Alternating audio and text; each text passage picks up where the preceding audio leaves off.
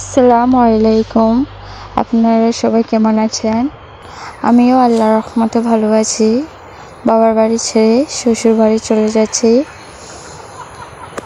তো আমরা এখন দাউদকান্দি ব্রিজের উপরে উঠে পড়লাম। তো আমার ব্রিজের উপরে উঠলে অনেক ভয় লাগে, জানি না কেন, কিন্তু নদী দেখতে অনেক ভালো লাগে। আমার ভিডিওটি যদি ইউটিউব চ্যানেল থেকে দেখে থাকেন, প্লিজ সাবস্ক্রাইব করে পাশে থাকবেন। আর পুরাতন আপু ভাইয়াদেরকে অসংখ্য ধন্যবাদ।